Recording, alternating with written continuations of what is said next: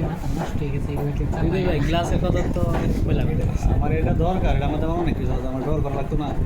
এই ফোন থেকেই ফোনের শেয়ারিং নিয়ে নেই, ফোনে ঢুকায় না, ঢুকাইলে মনে করেন অবস্থা লেখা রাখবো না। তাহলে একদম ব্যবহার করা যায়। এখন কি আপনি দিবেন না গরিলা গ্লাস তো আমরা বেছি না, আর জরিমানা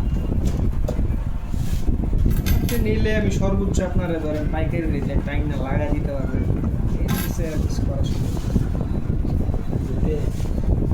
কত করে মনে হয় 500-700 টাকা আছে, ভাই ফোন চালা জানে না। সেভেন